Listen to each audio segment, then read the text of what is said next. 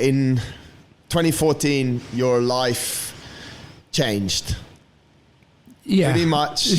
Yeah. I mean, physically, we were talking about it before, and I know we're going to go into it, but your life changed forever in 2014. Absolutely, man. Yeah. Tell us how it came around. So, I'm a 33 years old guy playing handball in my last stage of my career of 20 years playing like semi-professional, working as a personal trainer, eating healthy, running in the gym, like, you know, all the nice stuff for a 33 old dude. And suddenly I find a small lump on my hand, close to my thumb, left thumb. And that grows a bit in the maybe 2 or 3 months, and upsetting me on doing push-ups. That's the when doing push-ups. Yeah, I need to move my hand slightly up, and I decided to go and check what's going on. So basically, I went to a normal doctor, like a surgeon doctor. She said there's no problem with that, but we need to remove it. And I think maybe 2 or 3 or 4 days later, I can't recall very well, but she removed it, and she said, looks good. I removed everything. And we have in 1 week time, we have follow-up appointment. So everything pretty normal, right? It looks like. After a few days, normally back to the gym. Of course, I was not doing PT at the time because the hand was up, was not able to, but I was fitness manager at the time, I guess. So being with the team was important. And 48 hours after, I got a call from the hospital, and the guys basically said, hello, you did a surgery with us 2 days ago. We need you tomorrow to be at 9 a.m. in the hospital for an appointment with the doctor. And I say, what you mean? 48, what you mean immediately tomorrow?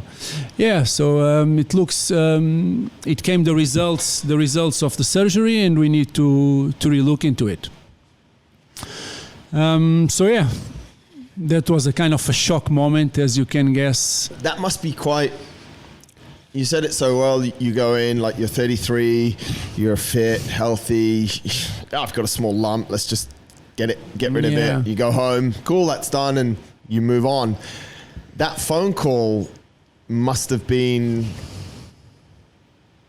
frightening. Yeah, I think probably most likely one of the most darkest moments in my life.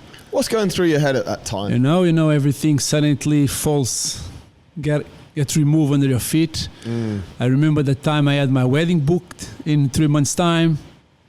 I remember I was going up to the stairs in the gym, similar like you have here, coming into the meeting room, and just say to the team, guys, I can't stay. I need to move out. I'm not sure what I did. If I went back home and told my wife at the time, but was really shocked. Like, say, why me? What's going on here? But then immediately tried to switch my mind and said, for sure there's something wrong. Can't be nothing wrong with me.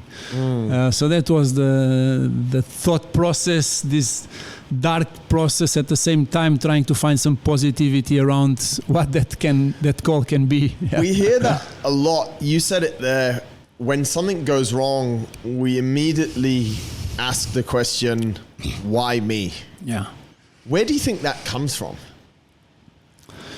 Yeah, I don't know, man. It was this first 24 hours was a lot of, doesn't make sense to be me, right? I'm doing everything like should be done, right? Yeah. I'm eating well, I'm exercising, I'm sleep well. So it's was brutal like, though, isn't it? Yeah, it's brutal. It's like it's almost like punched in your face, and yeah, and you don't know how to react immediately. I think that's also why we turn around and we start to say, why me? But it's quite a savage situation, because it's like, why me? Almost, why not someone else? Right. You know, like it's weird. Like, mate, I did exactly the same thing when I was in intensive care of my crash. You know, why me? Why? And I don't know, maybe it's just a natural, maybe it's a good natural, but it causes this spiral, like you said. I think it's the first stage of acceptance, right? Yeah. Because you need to to take a moment of kind of some grief and understanding what's happening.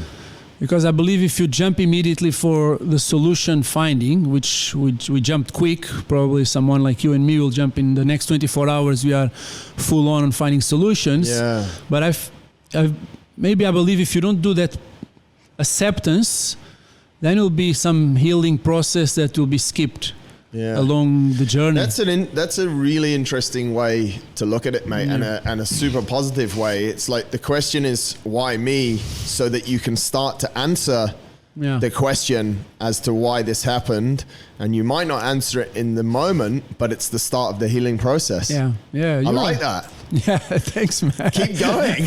So Thanks, you man. get the phone call. So I get the phone call. Next morning, I'm there. And a old school doctor, like he was the director of all the cancer hospital in Portugal, a lot of experience, and he say we found epithelioid sarcoma. And I say, oh, what the hell is that? Can you spell that for me? What you talking about? And so it's a rare form of sarcoma. So it's something that is stuck in your bones and can be also in your muscles and your soft tissue. The surgery that was done, it looks like it's a good surgery because was removed most of the margins, but the tumor was stuck also in your bones, in your thumb, and also in your hands, on your soft tissue. Wow. So we need to go for another surgery immediately on your armpit to make sure the lymphomes there are not affected. So there's no risk of contamination of your lungs, because that's the main risk of this sarcoma. And I say, oh my God, what's going on here? Wow. Yeah, that was brutal. And the guy saying, we need to do this surgery tomorrow. And I say, so yeah, it was a pretty intense experience. I was kind of, I don't know nothing about it. Let me read, let me start looking into it. Yeah. But if this is the quick solution that we need to do it to avoid any kind of spread to the lungs, let's jump on it. Yeah, right. So yeah, after 3 days, I'm having another surgery on my armpit. When you know all the lymph comes in the arm and goes into the lungs, into the lungs. And was done, I think, 2 hours. The guys remove all the possible lymphomes there. And they said, it's good. It looks like we are in a safe position. Now we need to reassess to see if we're going to do any chemotherapy or radiotherapy after this. So we need to give 1 week and then we follow up. Right. So and suddenly I'm in the middle of this. I mean, yeah. Treatments, cancer, surgeries, and shit.